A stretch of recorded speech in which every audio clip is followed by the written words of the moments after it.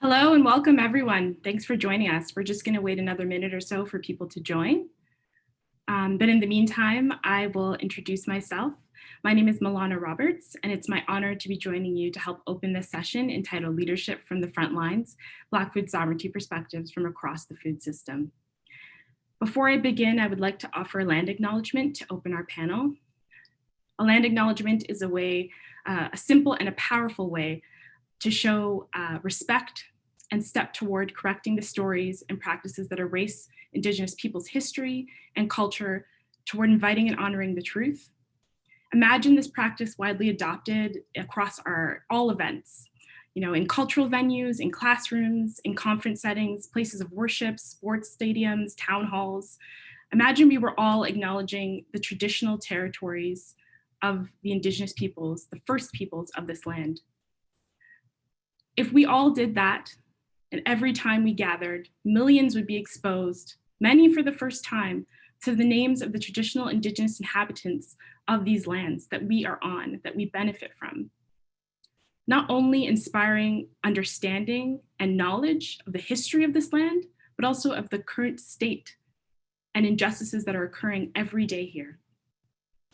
First Nations communities across Turtle Island have demonstrated resilience, resistance in the face of violent efforts to separate them from their land, culture, and from each other. They remain at the forefront of movements to protect Mother Earth and the life that sustains it. And today, systems and structures of exploitation and systemic racism push federal policy agendas that extract wealth from this earth, degrade sacred land in blatant disregard of treaty rights. And the knowledge of this reality and this public intervention is a necessary step toward honoring these Indigenous communities and enacting the much larger project of decolonization and reconciliation. If your organization, community group, or even among your community of friends do not currently uphold these Indigenous protocols to recognize and acknowledge the land, I encourage you to do so. Naming is an exercising in power. It determines who gets the right to be named, who is named, whose stories are honored in a name, who's erased. An acknowledgement of traditional land is a public statement of the name of the traditional first peoples of this place. It honors their historic relationship with the land, but it cannot stop there. Land acknowledgements do not exist in some past tense, way back there. This is a historical context, but we need to recognize this is also an ongoing context and reality of colonialism that is still happening right now. And we need to be mindful of our current participation in that process and that reality. And so it's worth noting that acknowledging land is not a place where we stop. We need to do more than that. We need to build relationships with Indigenous peoples, with communities to help advance this understanding beyond this moment and beyond acknowledgement, but to action. So as many of you who've joined us over the several days we've had thus far of Cultivating Change, you'll know that we have themes that open every single day that connect and link different struggles, challenges, opportunities, experiences across work trying to connect racism, decolonization, and anti-racist approaches to food movement building. Today's theme is power, voices, and governance. And this is important when thinking about land acknowledgements or how we do this work, because the food movement has long since sought privileged white settler voices in our work. We hope this is an opportunity to call each other in and commit to reflecting on learning and centering the voices of Black, Indigenous, and people of color in our organizing, our governance, and our action. We need to ask ourselves, what does this work look like, and what tensions must we address to move this forward? It is my honor to help us think through these questions when introducing the Black Food Sovereignty panel. And I would like us to consider this tension between land acknowledgements that do not exist in a past tense or historical context, as I mentioned, but allowing us to constantly interrogate and be mindful of how we operate within these systems, and to truly cultivate authentic relationships and sustain commitments to move beyond words into programs, actions, embodiment of Indigenous rights, cultural equity, and sovereignty as defined and led by Indigenous peoples. Now, today's panel will feature folks from African, Caribbean, and Black communities and descent. And I'm hoping that seeding Black food sovereignty principles in their work from across the food system, from farmers to chefs to migrant workers, to food entrepreneurs, land stewards, food justice organizers, food bank workers. These folks are doing that work, and it is inspiring, uplifting, and exciting work that they will be sharing with you. It will highlight experiences from the front lines, responses to the pandemic, challenges in food justice work, but also opportunities to connect, to teach, and to learn, not only among each other, but also from the long history and legacy and existing organizing of Indigenous food sovereignty movements here in Canada and beyond. Now, after this session, we'll be hosting a debrief space to connect, learn, and unpack some of the things we've heard about. This will be an English-only session and will be led by Salem Debs, an Ethiopian anti-racist and anti-oppressive educator who will be sharing some insights on the importance of becoming aware of layers of trauma to support our mental and physical selves to do this difficult work. We'll post more details about that session in the chat. This session will be 90 minutes and will be feature French interpretation by two excellent interpreters, Peter and Raymond. So thank you to you for supporting this panel. And now I will bring you to the moment we've all been waiting for to introduce our excellent moderator for the session, Stephanie Morningstar. Stephanie is a member of the Oneida Nation, a herbalist, soil and seed steward, scholar, student, and earth worker, dedicated to decolonizing and liberating minds, hearts, and land one plant, person, ecosystem, and non-human being all at one time. Stephanie is the executive director and resource of relationships and reciprocity co-director of the Northeast Farmers of Color Land Trust. She grows medicine and food for her community at the Sky World Apothecary and Farm and teaches QT BIPOC about the wonders of plant, medicine, and seed, soil, and spirit school. Stephanie carries with her over a decade of community-driven systems change in the healthcare, legal, academic, research spaces, where she cut her teeth on speaking truth to power, which we need more of in this world, for sure. Her work advancing sovereignty in the healthcare, childcare, and legal systems, and her Indigenous communities have resulted in mandating Indigenous cultural safety training to service providers, Indigenous dispute transformation frameworks, and meaningful and ethical Indigenous-driven research in climate change. She serves BIPOC land stewards and farmers in the Northeast as the executive director and resources, relationships, and reciprocity at the Northeast Farmers Land Trust. Please welcome our incredible moderator, Stephanie Morningstar. Oh, Melana, that's so sweet. Thank you, Milana. Sego Seguego, Sego Scano, Ani Tansi, bonjour, and hello to everybody who is here today. Thank you so much for coming. So wonderful to see some faces that I know and love and some new faces that I have yet to meet. So really excited about today's panel. Thank you so much for providing this space, and really grateful to be able to moderate this important panel. So our first order of business is to bring on a colleague of mine. Her name is Kiana Mickey, and she's the founder and principal of QJM Multi-Prize Just Food New York City. She's a New York City-based leader and speaker that uses food as a driver of enterprise, innovation, and equity. For over 10 years, Kiana has worked on fostering a food-based solidarity economy in New York and the New York region that increases farm viability, healthy food access, and leadership opportunities for small to mid-scale regional farmers, Black, Brown, mixed income, and other communities of color. Kiana also brings an equity-driven lens to her state, local, federal, and international policy work on issues such as food sovereignty, land tenure, and health equity. Kiana has worked across the nonprofit and for-profit sectors to advise executive directors, boards, and other stakeholders on how to design and meet a mission rooted in racial, economic, and environmental equity. She recently transitioned out of the executive director role at Just Food in spring 2020 and is currently consulting on multiple food enterprise projects. She's working in research on local food supply chains as well as an urban agriculture policy campaign. Kiana has a BS in marketing from Hampton University and received her food hub management certification from the University of Vermont. Welcome, Kiana. Hi, hey, so Stephanie. Good to see you. I know, good to see you. Good. We've really done some fun work together so far in the time that we've been in the short time that we've known each other. So grateful to see you. So I have one question for you today to Yes.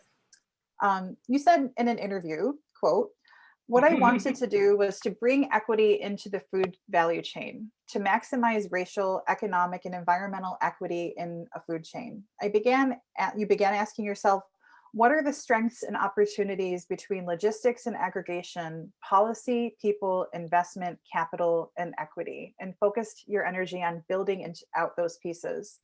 Can you share with us what you see in this unique moment in history as opportunities to center equity in food work? What approaches are essential to prioritize in Canada's Black food sovereignty movement? Oh, thank you. A heavy question, but I'm happy to tackle it.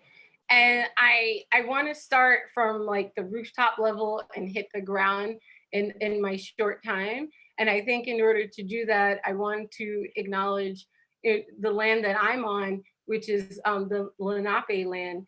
And I also want to acknowledge that I'm really here to share, but I'm also a continual learner. And I want to acknowledge that I would love to share humbly, but listen and learn intentionally from folks around the movement that is already happening in Canada.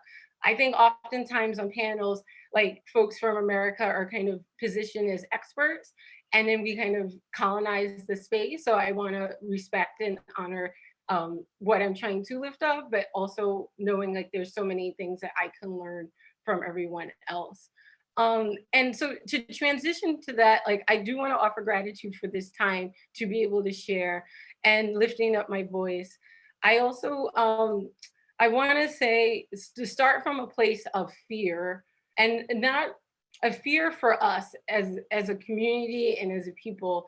I'm recently transitioning from a call, and something that struck me there was like, if we continue to be at tables that we're talking about amplifying equity, I'm also having this fear of this growing concern around how are we effectively transforming change, and is our work and is our intention being commodified, and are our actions starting to become performative, or people starting to take it as such. And so that's where, when I say like speaking from fear, I see this growing pattern of, instead of centering, the most impacted to become the decision makers, that they're getting marginalized even within our own spaces. And we're not actually cultivating and leveraging our collective power and brilliance. And I think when we talk about oppression and consolidation in our food sovereignty space, I also want to make sure that we're holding, like, it doesn't just happen in the larger microcosm and macro, it happens in our own microcosm space. And how do we boldly pivot each other to divest from any form of oppression and consolidation? And how do we truly find the difference between solidarity and consolidation? How do we leverage each other's collective power in our work? And I feel like, to me, when I talk about equity, what brought me back to not just being in the present space of being in a business to try to transform it and make sure I'm hitting budgets, but like really thinking, are we learning from our ancestors on how to inform each other, not co-opt it and make it a brand and then only see a few leaders of that work in space, but are we building models that are disseminating power? Are we building models that are disseminating wealth? So if that, one example for me was like, in an organization, how do I support a collective leadership where folks that are typically not seen as leaders actually get the decision-making power to be as such, not just as advisory members, but as board members? And same for programming. I can sit at a hierarchy in a nonprofit system and always say like, I'm the boss. But if I'm really moving this work towards equity, I have to know when to shift my power, when to step out of that space, and to support others to take on that leadership. And how do we support each other when that just feels so disconnected from resources? And how do we just shift our board representation? How do we shift project-driven work to community-driven solutions? And how do we leverage existing funding to do that? And how do we push in other spaces when our funders say they don't want to do that, or government stakeholders say we can't do that? I think something that I want to lift up is that, to me, it's like this dual work of like building a solidarity economy, as well as supporting those that infiltrate our existing systems, whether that's, political, economic, environmental. Are we supporting regenerative agriculture, and not just supporting it by buying it, but are we supporting land environmental stewards in that work? Are we questioning what land ownership looks like in any of our spaces?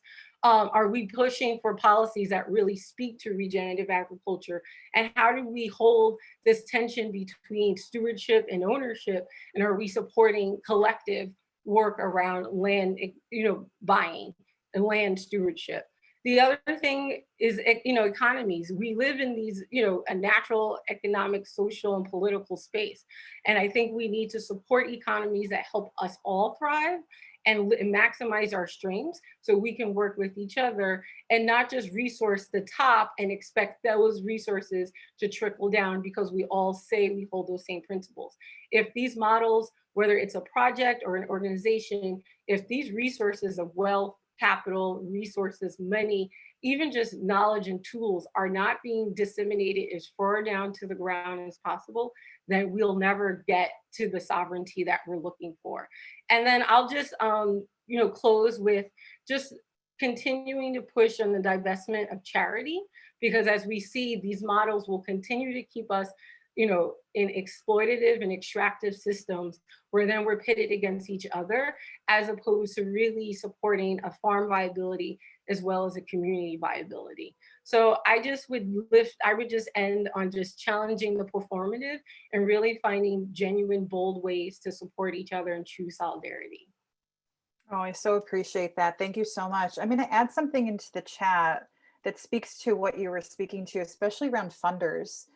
This is an open letter that was written by Heal Food Alliance and a whole bunch of co-signers that folks may or may not be aware of. It really pushes large foundations to fund actual communities versus white pass-through organizations. So really speaks to that. Thank you so much for everything that you just shared with us. Are we building models that are disseminating power and wealth? What is the redistribution model for wealth, right? All wealth is built on land. So let's start thinking about that together. Great, so we're gonna move on to our next panel speaker. Their name is Gabriel Aladua, and Gabriel is a former migrant farm worker from St. Lucia and is now an organizer with the collective Justice for Migrant Workers.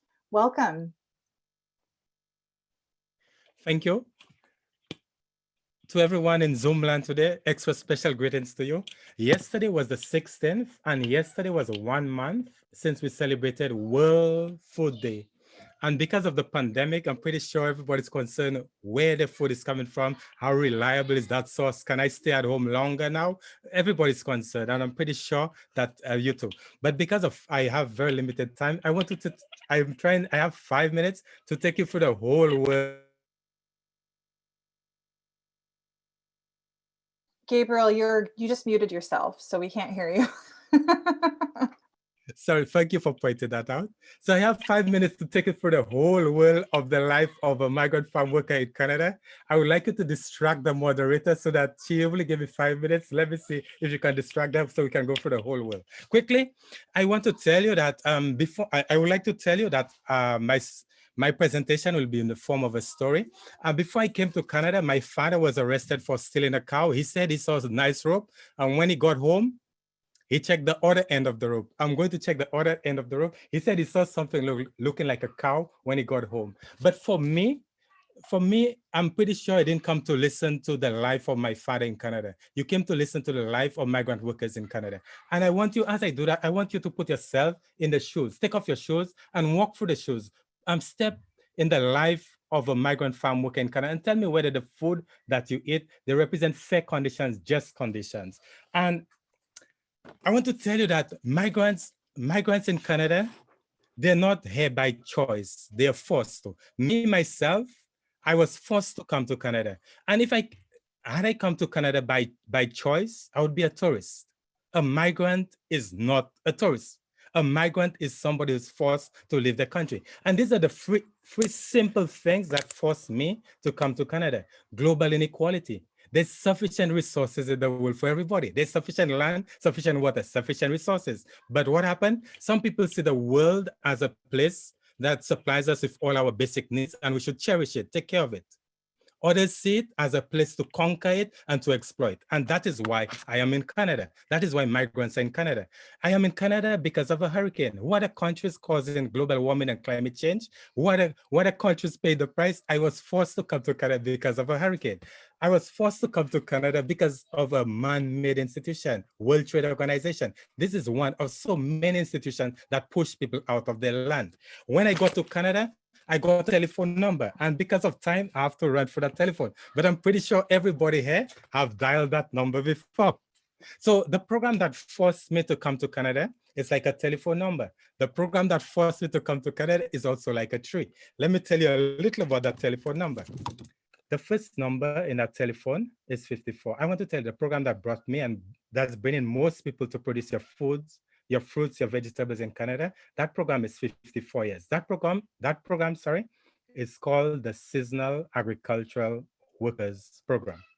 The other number in my telephone number is free. And the free here represents the free simple parts of that tree, the stem, the branches, the leaves. I am in Canada, migrant workers are in Canada because we are here to do jobs Canadians do not want to do. And what are the jobs Canadians do not want to do? All the D jobs, right? The dirty, difficult, dangerous jobs. And number two, the branches. Why the federal government says it fit to bring us to do those dirty jobs, but we cannot apply for status. And in status, what is status? Status is that in Canada, status is that weapon that they use to keep people in a vulnerable and precarious position.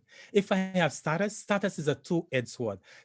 Being a migrant worker in Canada means that you have labor issues and immigration issues. If we have status takes care of both our labor and immigration issues. And on top of it, the leaves. We are tied to our employer by way of a tied work permit. Because we are tied to our employer to do the dirty work, and we do not have status. Not having status means that we are denied basic human rights and basic labor standards. So to be tied to our employer to do the dirty work and deny those basic things, it means that this program is a very unjust program. And because of time, I cannot run through the 20 injustices that we face, but I'll try to highlight the first five. The first five of the 20 injustices. Number one, to be tied to our employer, it means that the pressure is on us. To be tied to our employer without rights, to be denied the basic rights that the Canadian have, it means that the pressure is on us and not on our employer. The opposite of that is if we have an open work permit, that means that the pressure will be on our employer to create the conditions that are fair and just to keep us. We have no rights because we don't have status, and not having status for over 100 years, from the time of the Chinese railroad workers, Canada continue to use unjust immigration laws, unjust labor laws to work in tandem. So not having status, it means that we do not have immigration rights, we do not have labor rights. So that keeps us in a vulnerable and precarious position. That is the recipe for exploitation. Farmers control our housing. Look at the word, control. Is that free? Is that free labor? Is that control our housing? And let me tell you a few simple things about our housing. We live in overcrowded, houses that are overcrowded, that are below standard, and a lot of times not regulated. But all of that, we are isolated from society. And look at the first word I use, overcrowded. Isn't that the formula? Isn't that the recipe for COVID to spread like wildfire among migrant workers in Canada? Number four, our contracts are not enforceable. We are tied to our employer by way of a work permit. We also have a contract, but a contract is not enforceable. Number five, the threat of deportation keeps us quiet. Imagine our employer, they own the travel agency that's booking our flight in and out of Canada.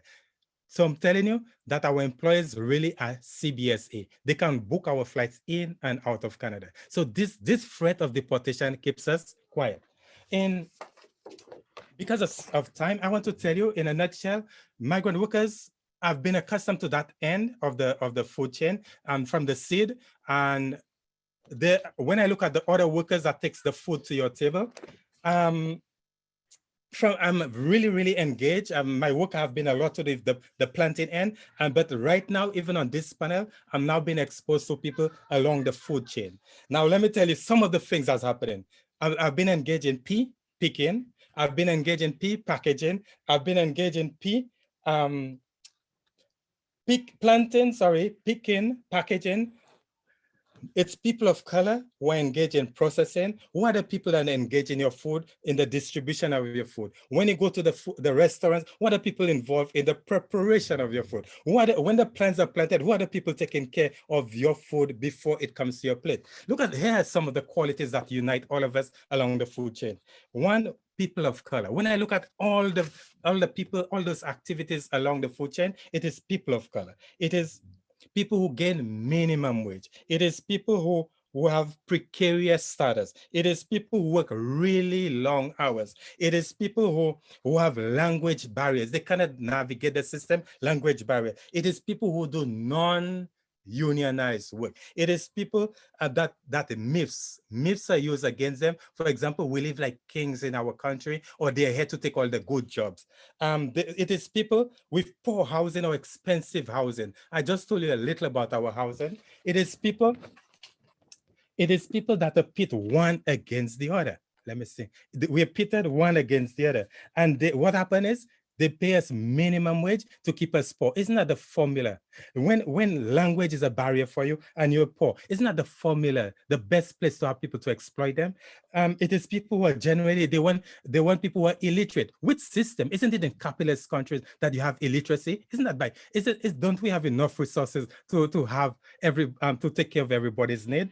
Illiteracy, that's what Canada wants. People who are illiterate. What does Canada want? People who are ignorant about labor issues, people who are ignorant about the human rights. These are the people Canada wants to exploit them, and so on. So in closing, thank you so much.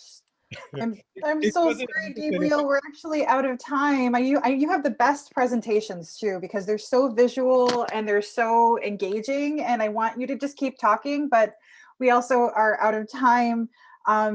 There will be so many opportunities, I'm sure, to have you come back and do other lengthier talks, which maybe we'll have you on, or they'll have you on for other things. So I'm so sorry that I need to interject. I hate doing that, but thank you so much. Oh my gosh, you just have so much knowledge. So thank you so much, Gabriel. We're going to now move on to Ilham. And Ilham Saidna is a community engagement coordinator for the Daily Bread Food Bank. They're born and raised in post-colonial Sudan and Africa, and they experienced food insecurity and hunger firsthand. Before immigrating to Canada in 1997, Ilham worked in the Sudan and Yemen, forming collectives to help women farmers fight drought, land grab, and social injustices. In Canada, they work for the Daily Bread Food Bank as a community engagement coordinator to increase community food access and facilitate knowledge generation and sharing. She created support groups for Sudanese refugees arriving in Canada and holds a master's degree in gender and food security from York University, women development diploma, and bachelor in agricultural sciences. She's trained in popular education and approaches and techniques. So thank you so much, Ilhan. Nice to meet you. You want to unmute? Hi, Stephanie. Hi. I just unmuted. I usually speak to myself and keep muted and talk. No problem. Great, I'm so excited to participate in this. Yeah. So I have a question for you. And it's about COVID. So, this is the COVID moment, right? And we're riding a second wave and we're all kind of battening down the hatches. And I'm wondering, COVID-19 has exposed and exacerbated existing structural weaknesses in most of our institutions, and severe food insecurity and structural inequities have been faced by Black and Indigenous communities. I'm wondering, advocates in social welfare have long held concerns about charity-based models of assistance, which were heavily leaned on during the pandemic, seeing as it is a perpetuation of systemic racism, which does nothing to elevate the power and economic development in these communities. In your experience, is there any evidence of any system-wide transformation taking place around the charity-based model approach of intervention and emergency response as a result of these criticisms? And how can Black food sovereignty support this transition? Thank you. It's a big concept, a big question, and I'm gonna try to do it justice in these 5 minutes. I'll just borrow from Kayana's what she mentioned about the trickle down and now the charity model and distribution of wealth and lack of it and how it happens in our normal life. So I find the pandemic is kind of it did exacerbate the situation, but it also revealed what was being hidden, and it was happening already. So the inequities, these oppressions. So the charity model is, in a nutshell, is where people come from outside the community, and they people who have the privilege of time to donate their time and their resources to support, to help the community with sustenance, with food. And so these folks, mostly rich, and sometimes are white people. And they come to these communities in our situation here in Toronto, and these communities are basically, the majority are racialized communities where the majority are people of color, Black people, Indigenous people, immigrants and migrant workers, and also Muslims. So, and as the larger systemic issues happen outside of the food bank setting, these are also transferred to where the initial, this lack of power situation, where there is power dynamics. And it's to start with, it's a vulnerability situation. It's a very vulnerable setup. And these are, racism is practiced at the food bank because most of the times these folks, they don't understand how poverty happens. They don't understand how hunger happens because hunger is an intimate experience, and you cannot see, you cannot know a person is hungry. And you don't know that the grocery store worker who was ringing your groceries is actually hungry the whole day. You don't know she has to make a decision between buying a banana and buying transit fare to take the bus home. You don't know that after she finishes her shift, she will go to a food bank to collect her groceries for her family. We know because I was that grocery store worker. I myself, while studying in York University, I worked in Loblaws, and I spent 8-hour shift bringing thousands of dollars of grocery and hungry, not able to buy food. So, and then these are coming to the food bank with kind of their entitlement and with their racial constructs and the constructs they have about people. And you can hear someone telling a Muslim woman, you seem like you might need contraceptive pills rather than food. Or you hear someone telling a young Black man that you need to find a job. You seem fine to me. They don't know that because they have not experienced poverty, and they don't know people have tried, and these are people who are continuing to try. So in order to shift this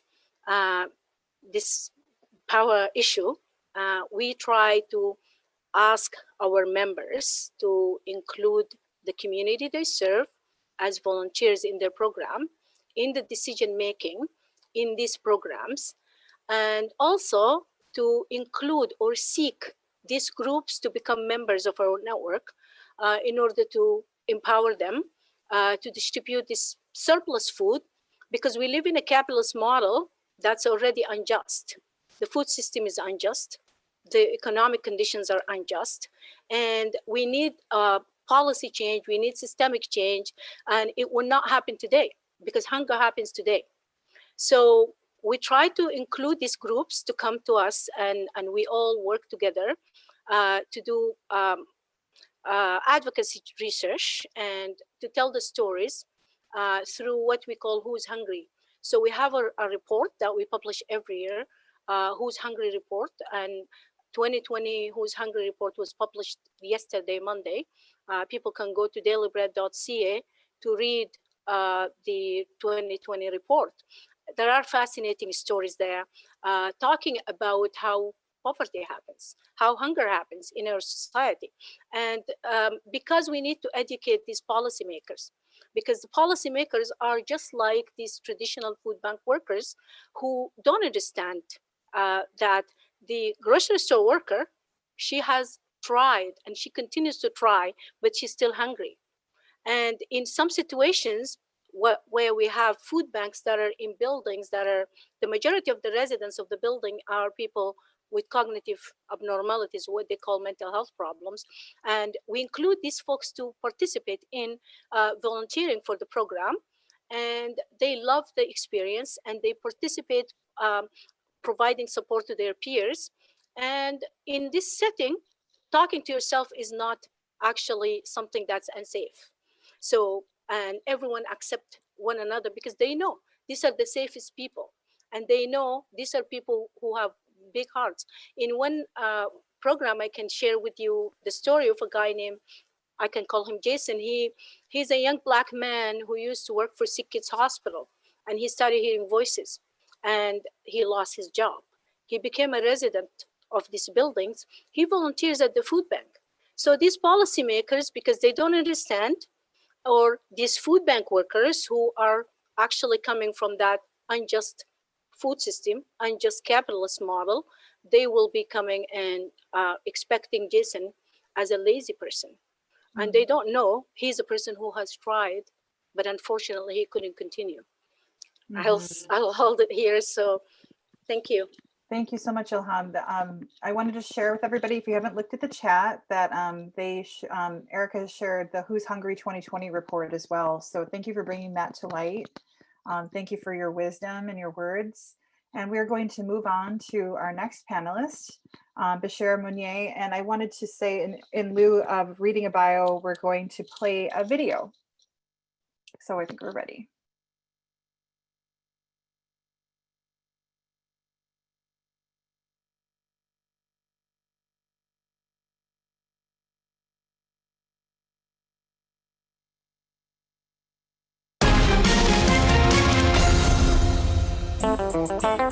Last night on MasterChef Canada, the home cooks prepared a lunch for over 100 new Canadian citizens. And that got me thinking just how enriched our country is by the culture and food traditions that newcomers bring. So in that spirit, I'm going to try cuisine with deep roots that is still largely unknown here in Canada, African cuisine. The best part is I get to try it in a setting where strangers are sure to become fast friends.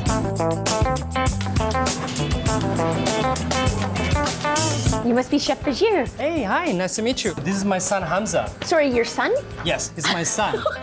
When we are in public, I tell him, call me Bashir, no dad. But not in the kitchen, right? He's the boss. Let's start with your upbringing. How did your upbringing influence your cooking today? So Somali people, we are nomadic by culture. The food that I do, it's a celebration of the heritage of my own culture. I've been classically trained in Italian food and French food. Yes. It's important for me, for my son, the next generation of a young African and diverse chef to find someone else that looks like them and say, wow, there's someone like me taking pride within our own heritage. So essentially tonight I'll be eating with strangers. I've got a friend coming, Brian, but we won't know everyone else. Is that important to you? There's something very beautiful about eating food that is meant to be communal and shared. You break bread with them, you engage in a conversation, and at the end of the day, you leave feeling perhaps you're gonna be able to cherish and nourish a new relationship. Oh man, when do we eat? Wow, that's half a goat right there.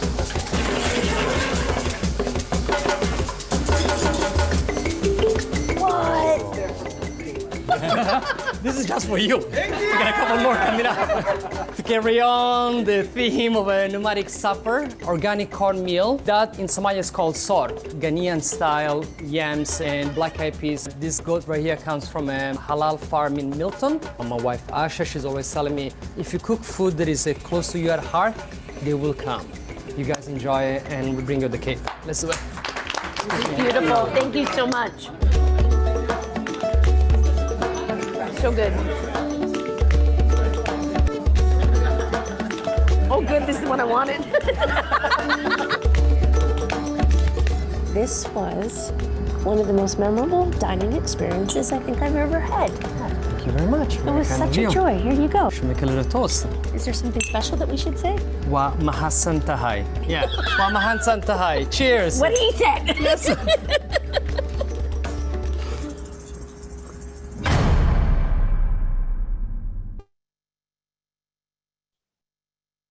Wow. Well, that was a really beautiful introduction. Thank you so much for that. So Bashir, I have a question for you. How are you, number one? Oh, you're muted. You're muted. You have to unmute. There you go. I'm great. Thank you for having me, Stephanie. Oh, so great to see you. So great to meet you. So my question, I'm so into that. The preservation of foodways is one of the first steps to being able to reconnect with our ancestors and our culture and our lineages, and just amazing to embody that by bringing food into our bodies that our ancestors have eaten.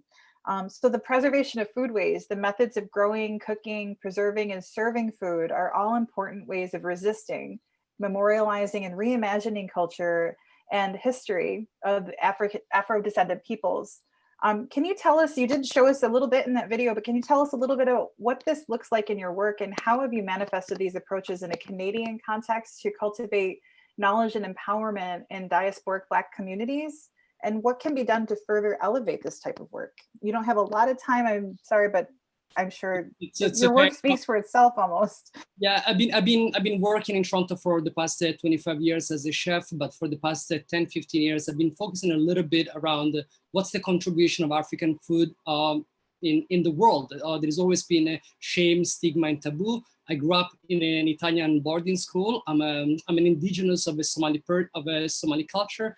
And I'm going to share something with you very similar to the experience of many indigenous people right here. I grew up in a Christian Catholic boarding school. So although currently I'm doing my master's in York University around decolonizing colonial education, I feel as a Somali person, as a nomad, it's more important for me to be able to give you a feeling, a sentiment, and provide you statistics and number.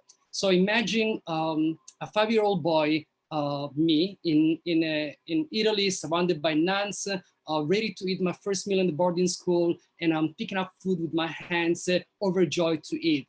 And the nun shouts at me, "Solamente animali selvaggi mangiano con le mani." It means only savages and animals eat with their hands.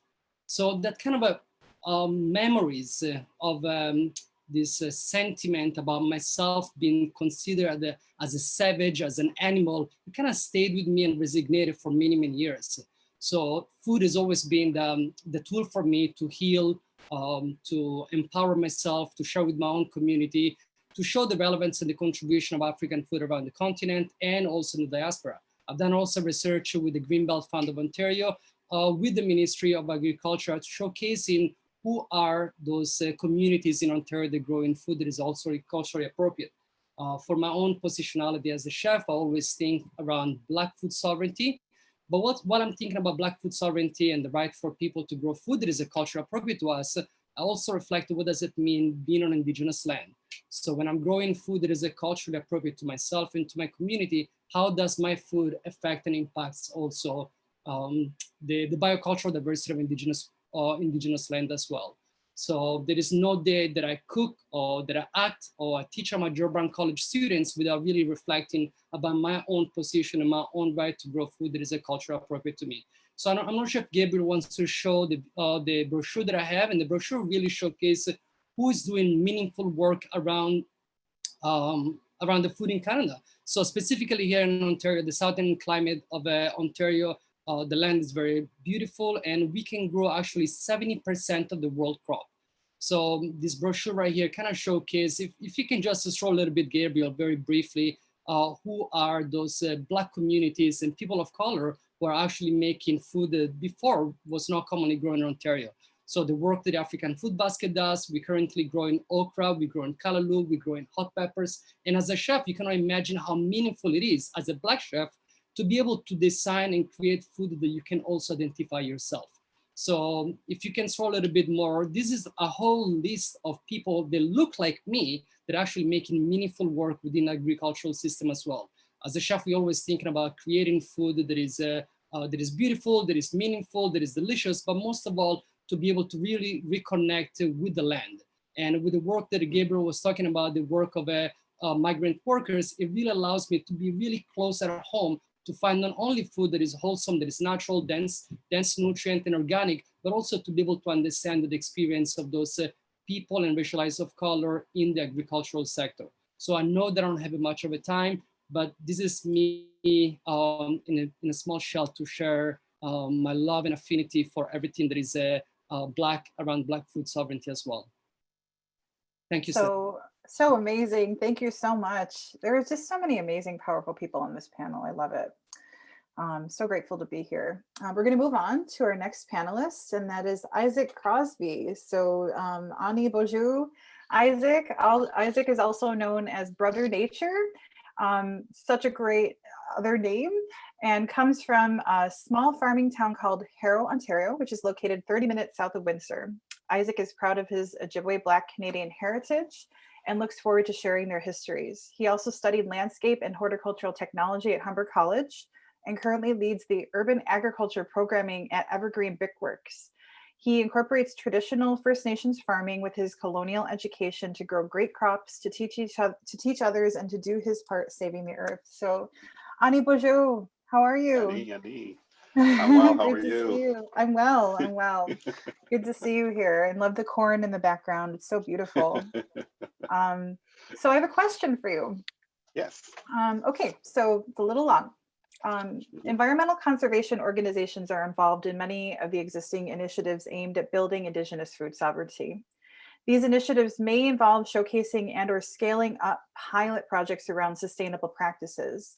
The focus typically is on Indigenous foodways, methods of production, and land-based teaching, while at the same time occupying unceded territory and operating under mainly white management.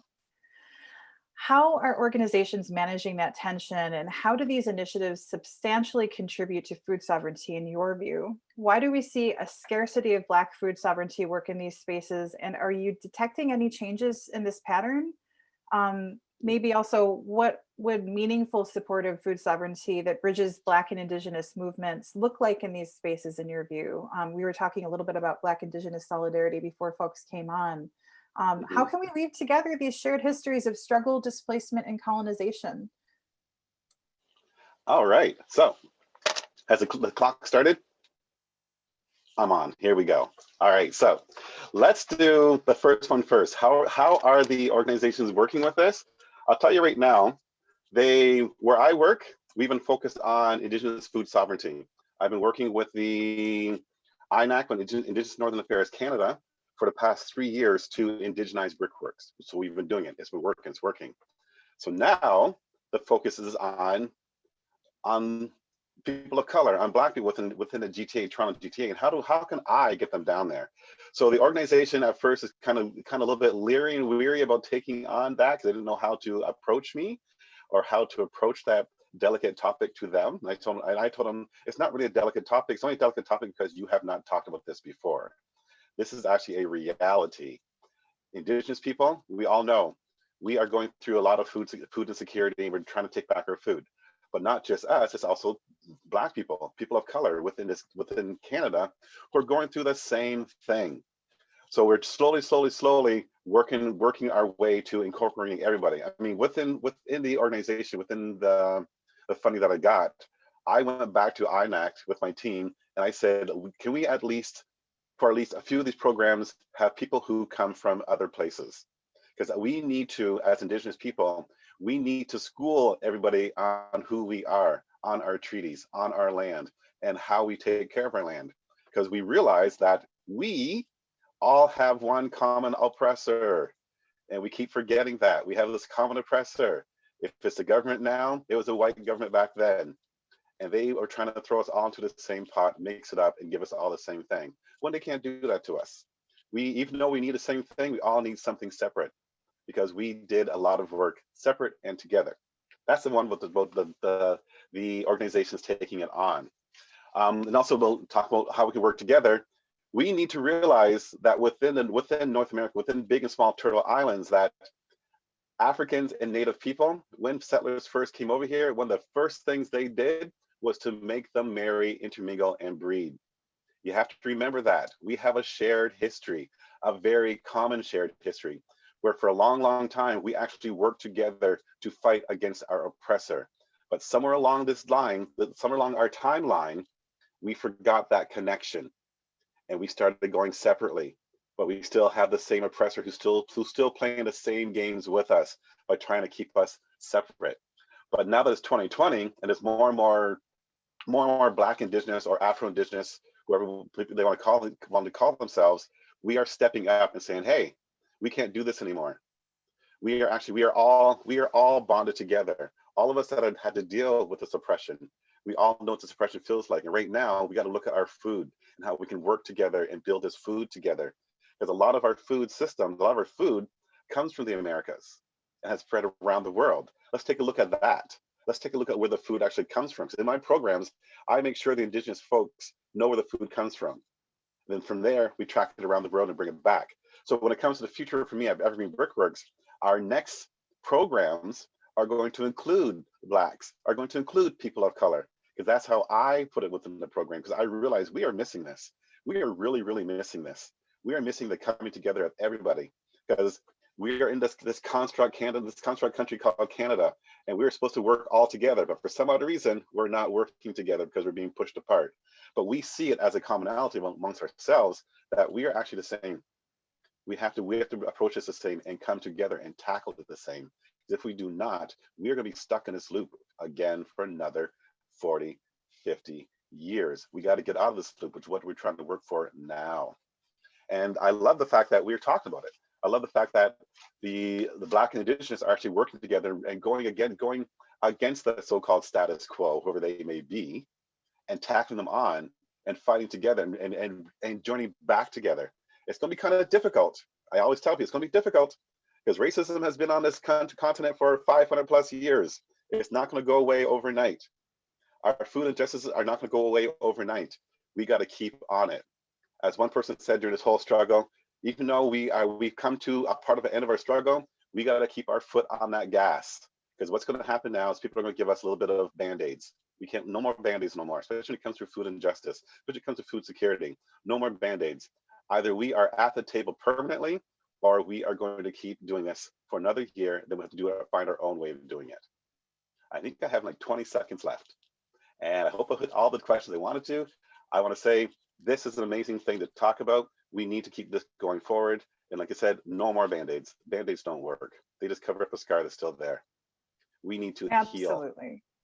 Absolutely. It's the crux of the work, and it's healing between our communities in safe spaces and safer spaces. It's healing together and healing from the bottom up, so that we're not really, we're not keeping any of that infection, and we're letting it all come out and healing that way. That is absolutely the messaging that we at Northeast Farmers of Color Land Trust carry every day. And I'm so grateful to hear that coming from this panel. It's really, it's really wonderful. Thank you so much, Isaac. Miigwech. Okay, we're going to move on to another panelist, and I'm grateful to welcome now Adabu Jeffwa. Adabu is a farmer educator, music producer, and event organizer currently working and studying at York University, completing her bachelor's in environmental studies. She's invested in sustainable and organic food growing practices and believes in centering the voices and experiences of Afro-Indigenous peoples within the environmental conservation conversations and initiatives. Adabu has over 10 years of agricultural experience working as a farm laborer on different organic farms around Canada, growing vegetables and fruits. She's also a member of the National Farmers Union, directly associated with the Indigenous Solidarity Working Group, who focuses their work on developing relationships with Indigenous land and food organizers. Adabu is currently focused on expanding her agricultural knowledge through studying soil ecology, agroecology, and food justice movements around the world. Her biggest aspiration, she says, is to strategize collaborative efforts to overcome the climate and land struggles that are heavily impacting both local and international food workers. Welcome. How are you? I'm doing very well. I'm really happy to be here. This is a really great space to be in this morning. Yeah, thanks so much for being here. So you've written in Peak Magazine about the National Farmers 2019 youth convergence, the Black Farmers and Food Growers Collective, community spaces and conservation with LAL, and just to name a few. In your writing, you talk about the importance of spaces that center queer and transracialized people, are open, vulnerable, and cooperative, build solidarity, and decolonize the food system.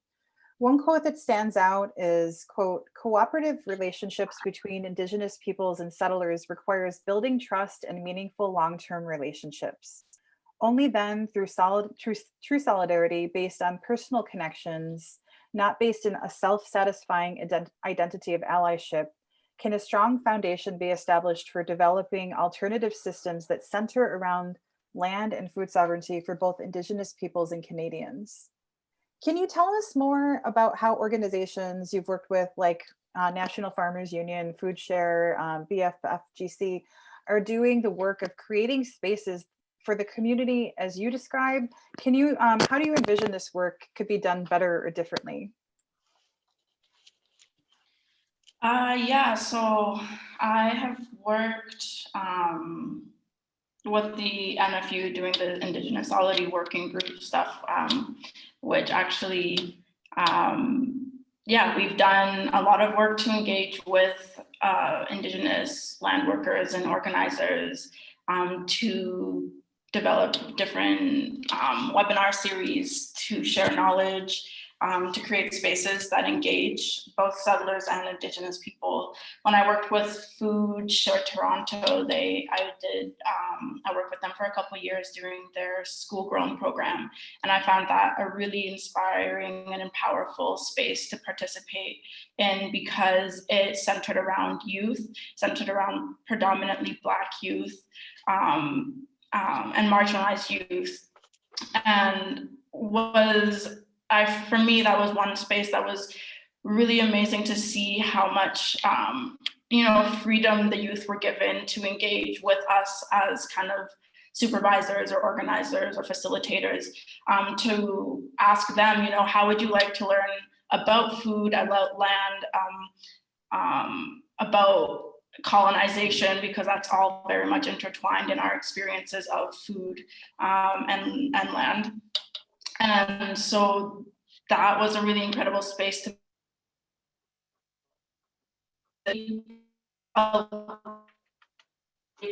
the youth autonomy over how they wanted to learn, who they wanted to engage with, and they very much welcomed the participation and involvement of Indigenous peoples to teach them about seeds, to teach them about Indigenous food struggles. I'm seeing here that my internet connection is quite poor, so I'm sorry if I'm choppy. But yeah, and another organization that I don't have deep roots with, but I've just started building a deeper relationship with the Toronto Black Farmers Collective, and they are very much internationally connected to land workers and farmers, and very much understand the importance and the value of intergenerational relationships amongst elders and youth, and creating spaces for not only where people can grow food, but where people can learn about Indigenous and traditional growing practices. And they are really inspiring to me because they very much understand the diversity of Indigenous identity, and that it very much expands beyond Indigenous nations of Canada and North America, and that indigeneity very much exists all over the world, and that those Indigenous experiences share a lot of commonalities globally, right?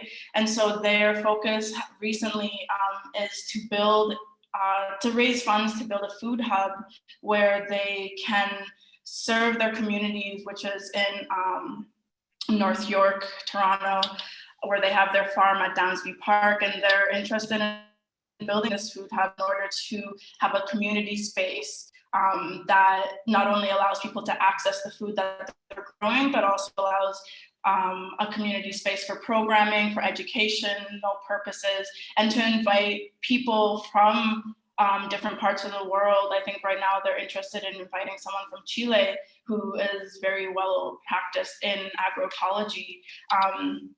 And they really understand the relevance and the value of engaging people on a global and international scale, because our struggles our land struggles and our climate struggles do not happen in a vacuum, right? Everything that is happening within Indigenous struggles and land food struggles in Canada are happening other places, and in a lot of cases they're extrapolated in all over the world.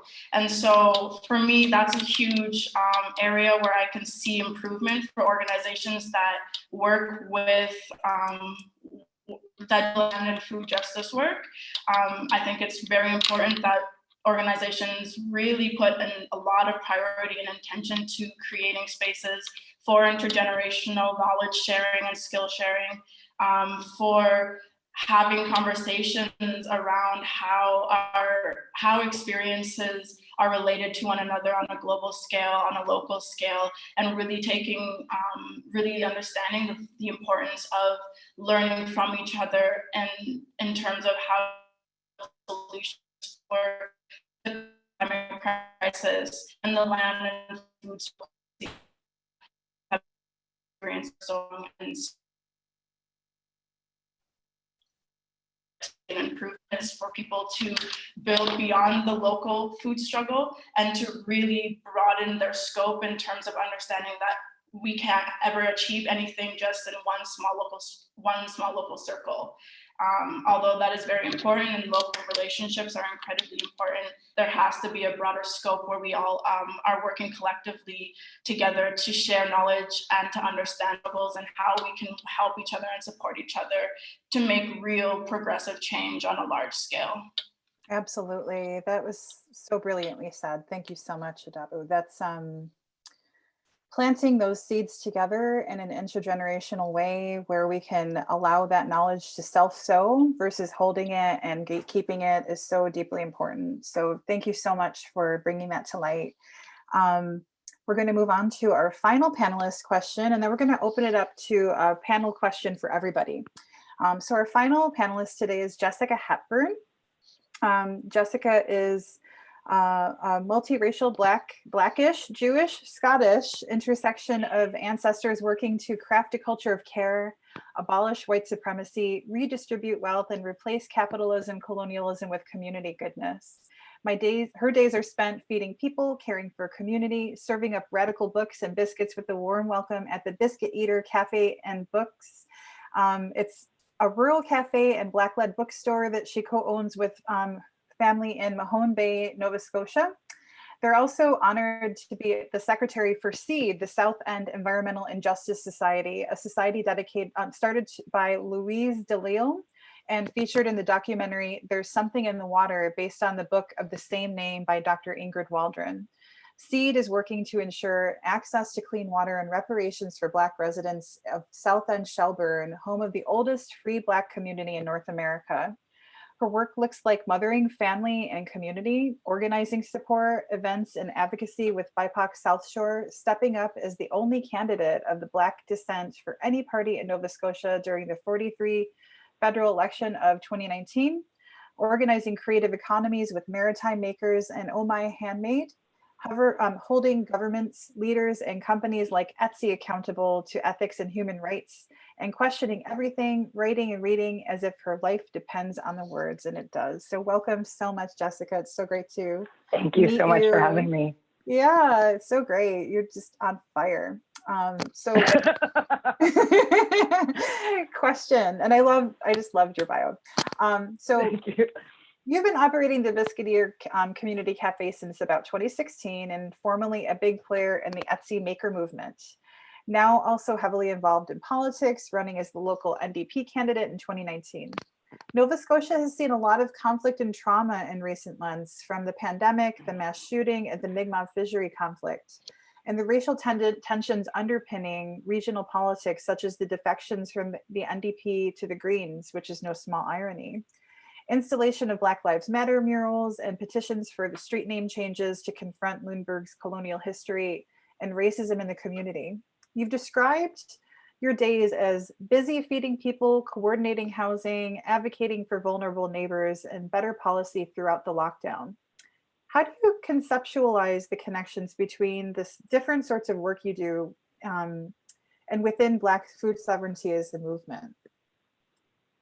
Oh, thank you so much. It's all so connected, right? And I think that's the idea of decolonization, is that everything is connected, whether it's feeding and hugging babies or taking care of our grandparents or dealing with somebody who's hungry, that all of the different movements, all of the different ways that we can be in the world are interconnected. And it's building those coalitions and building those senses of connection to each other. That's real liberation to me. And I think it all comes back to the idea that there are the tale of two Canadas, that I've really grown up being in between these two worlds. My mom is visibly Black and Jewish, and she was a poor single mother. And I grew up in the downtown east side of East Vancouver. And my mom worked with people with dual diagnosis, like right in the downtown east side. And she worked for the Kettle Friendship Company or Society. So I grew up watching her take $15 and feed 150 people, most of them who were, living on the street. Many of my childhood friends, their mothers were missing and murdered as I grew up. We went to marched in the streets for the first inquiries in East Vancouver to everybody knew that there were terrible things happening. I think our communities have always known that there are terrible, horrible things happening. And that there's no political will. There's a lack of imagination that we can live in a community that takes care of each other. So there's this one narrative that we live in this real multicultural society, that everybody has everything they need. And then there's this other reality where we absolutely don't, where we're hungry, where we don't have access to adequate health care, where my mother still is an award-winning journalist and she lives on $12,000 a year on social assistance. Right, so that all of these movements are truly interconnected. And I think most of my life has been I've been trying to undo those grappling hooks of capitalism, of the real appropriation of our movements as well. So I think you shared a link in the panelist group earlier about the Columbusing of, the work that we do quite often. And I think the work that I did with Etsy was a very good example of that. Was trying to hold this massive company that was built by creative hands, mostly by women working at home, mostly by people of color who were looking for a source of income. And this became very profitable. And so it was taken, right? And that was taken by a hostile shareholder takeover, and they, gutted any sort of values or social responsibility. And I think we've seen that happen again and again. And that was also my experience running for the NDP as the only woman of color or person of color for any political party in the 43rd election in the province of Nova Scotia, except for there was a Mi'kmaq man who ran in Cape Breton. So it's so unsafe within these colonial systems. It's so impossible for people to have access to the seats of power. And I think that was my real experience running for office, is I wanted us to eat. I wanted us to be fed. I wanted to be able to have the ability for us to take care of each other. And I think the story that I come back to again and again is mid-campaign, a woman who was on social assistance contacted me as part of the campaign. And she said, I don't care about wider roads. I don't care about your policies. I'm hungry. It was just after the hurricane. And she asked me and the campaign if we could help her eat. And the campaign team told me I could not feed her, that it would be buying votes.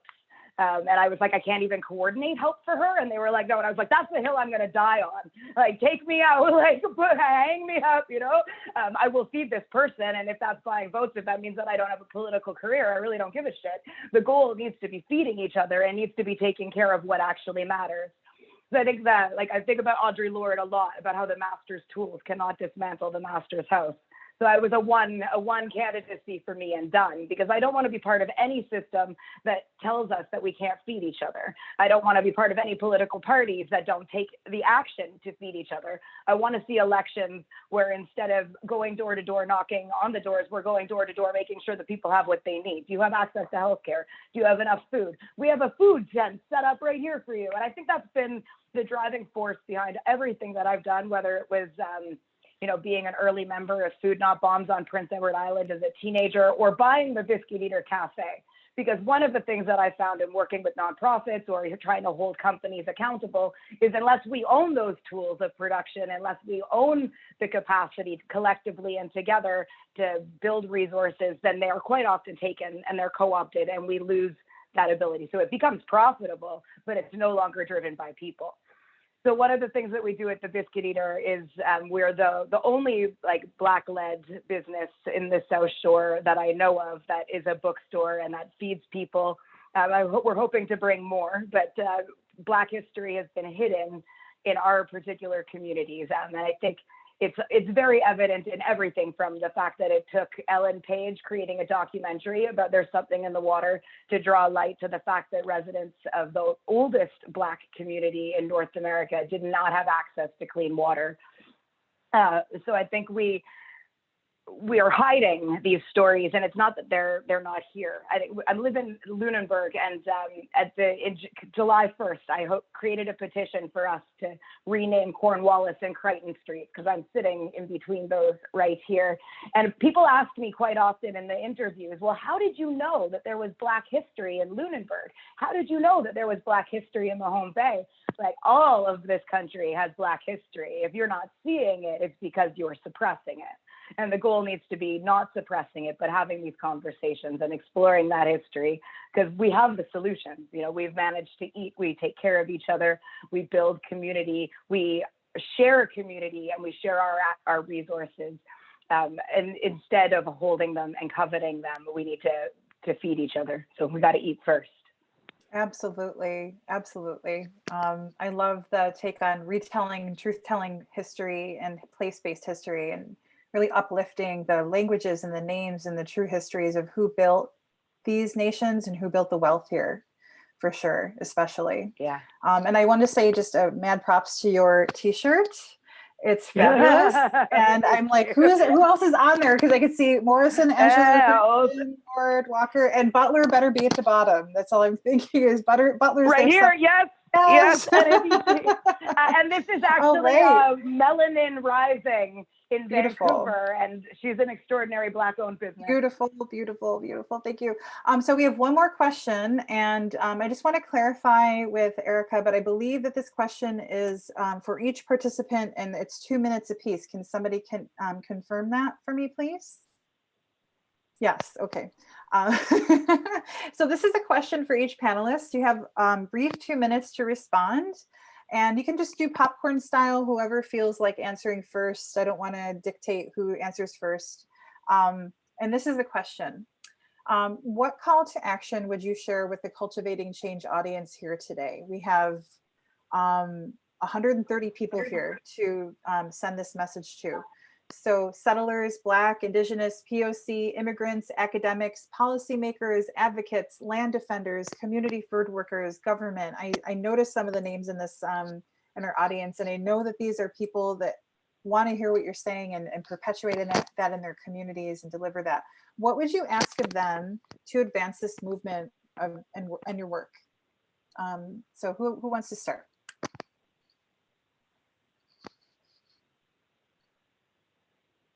Maybe Jessica, will start with you because you're not muted yet. You're still unmuted. So how about that? Yes, absolutely. I'm trying to answer everybody in the chat at the same time. Well, I think that the best thing that we can do is go to the people who are doing the work and pull up, show up, support them, ask them how they best want to be supported and ensure they need to rest.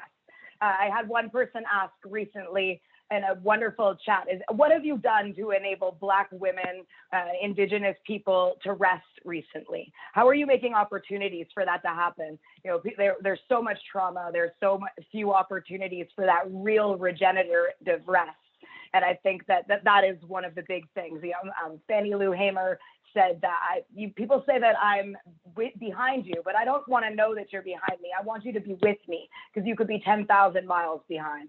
So we need to show up to the people who are already doing the work and be there and offer them resources and listen to what they're saying, and don't tell them that they don't know the answers, because most of the time we already do.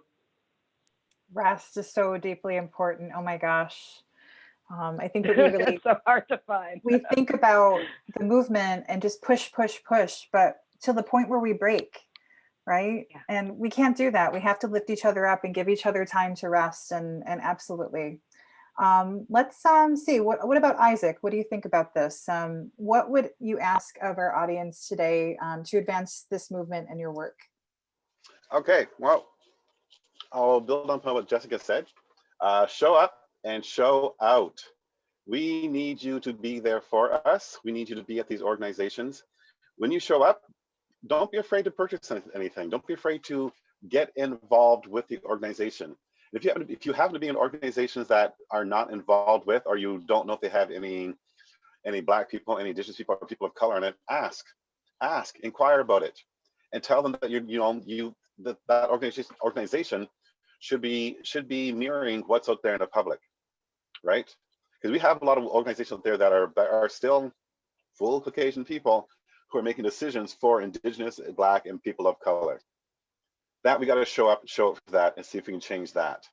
Also, when it comes to, I'm the kind of person that I don't like people who say they're allies, because you can be an ally on the other side of that computer screen. I need you to be an accomplice with me. I need you to get dirty with me. I need you to be alongside with me, so that I know that when things go down, you're with me and not on the other side of the computer talking on it. It doesn't work for me. So being an accomplice when it comes to all these organizations that are Indigenous led or Black led or people of color led, being an accomplice with them, support them, buy their goods, show up for their workshops, promote them. We're only going to get this together is by working together. And we know that, but we still have a ways to go to work together because we still somehow have blinders up. And I'm trying to figure out why we still have blinders up when it comes to this community, when we are all facing the same thing, the same oppressors. But we will get to that. But for right now, show up and show out. Right on. Thank you so much, Isaac. Ilham, what about you? I would like to call all of us to become more, to practice more humility and understanding, and try not to think you know it all, and because there's always something that you don't know. Listen, take the time to listen and deeply listen to the stories, to try to understand what people are trying to tell you, because sometimes it's not clear. It's not just because poverty does not happen in a straight line. It's a very complex condition, and also oppression happens in very complex settings and situations.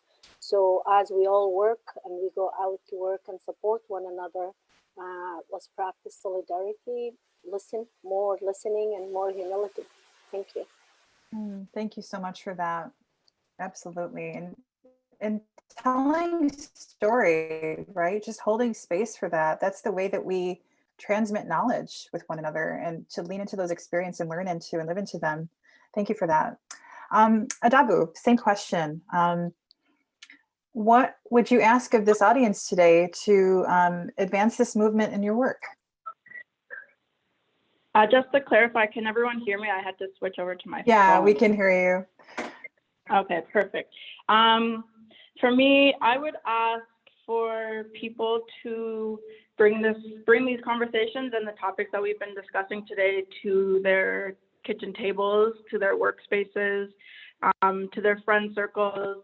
The work often really can be done interpersonally, and sometimes these concepts become really, really large scale and very broad, and we don't know how to personally relate or engage. And I think that especially for, white folks, settler folks, people who work in institutions, organizations, NGOs, businesses, they should be taking the responsibility to bring these topics to their own personal spaces and really challenge themselves to have these discussions, which can be quite difficult with the people that they're closest to, within spaces that don't necessarily aren't natural spaces that people talk about these kinds of things, and just find ways to engage in these on a personal scale, because that translates hugely into how people can perceive you and believe that you're really actually committed to the work on a larger scale.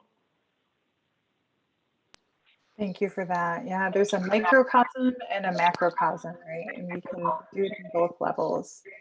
Bashir, what about you?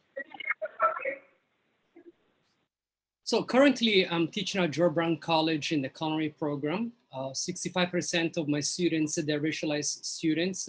When I look at them, I can really reflect on my own personal experience as a student when I started about in 2000. And I've never really had a person of color that kind of looked like me not only kind of look like me, but really reflect on my own racialized experience in the culinary education.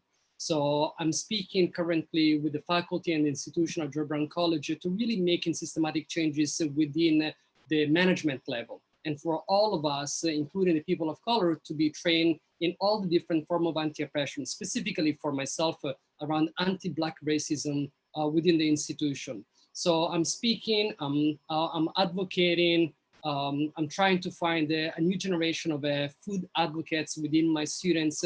I really would love to be able to carry on this conversation above and beyond the classroom for my students to be able to learn what are their own, not only their own responsibility on Indigenous land, but also what are their privileges and what are their own rights for them to speak and advocate.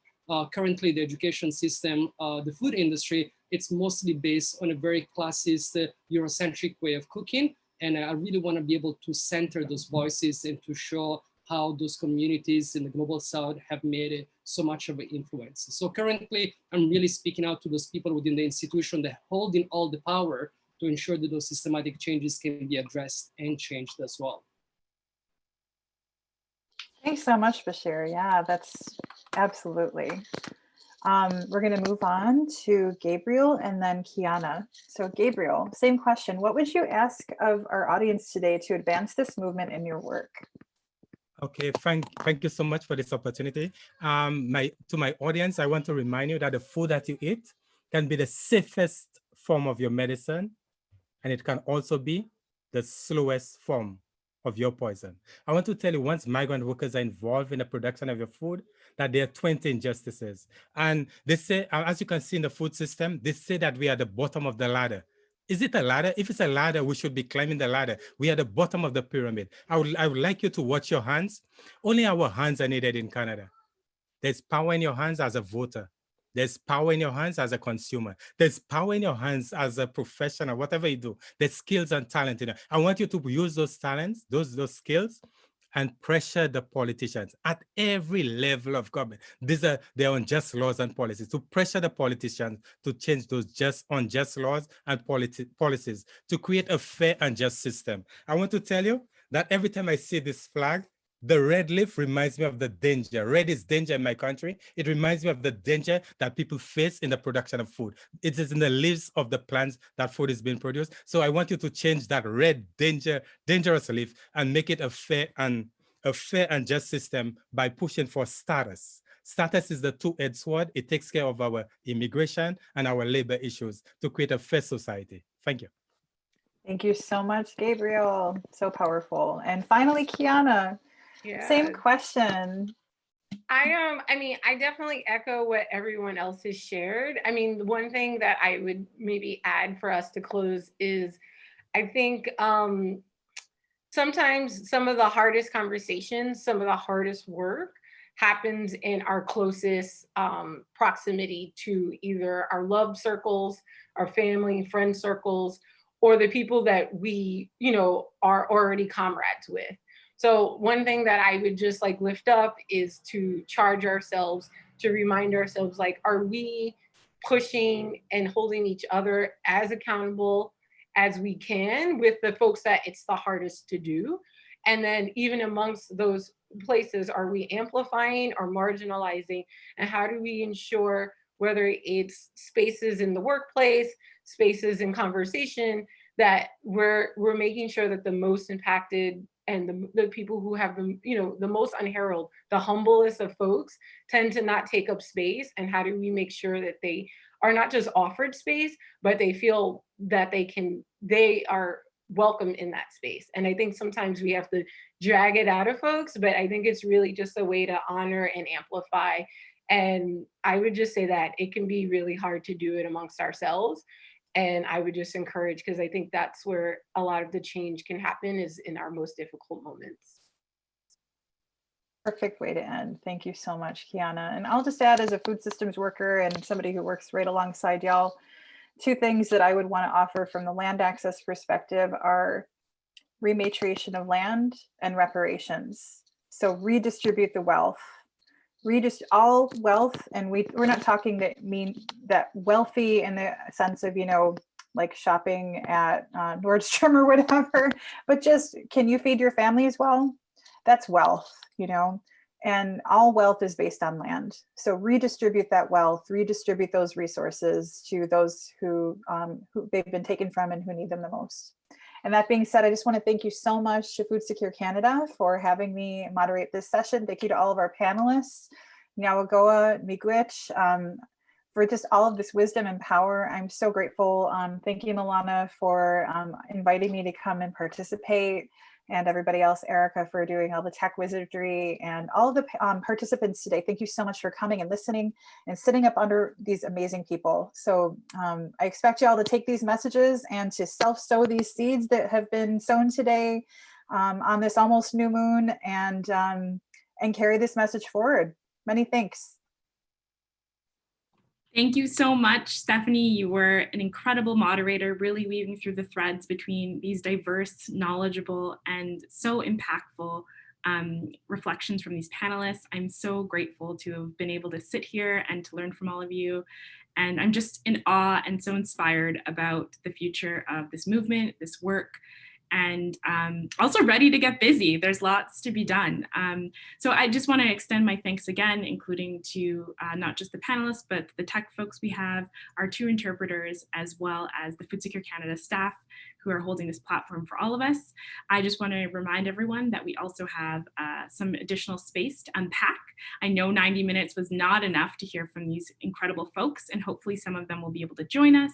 And if not, to just continue the thread, because just from the chat, it's very clear that these panelists have a lot of knowledge, but so do all of you. And we're so keen to lift that up and create opportunities to connect. In addition to that, we will also have space on the WOVA platform where you can engage in this conversation up until the end of the conference, which will have a final day tomorrow on Wednesday. So I just want to say thanks again, and looking forward to connecting with all of you soon. Miigwech, and enjoy the rest of your week, everyone.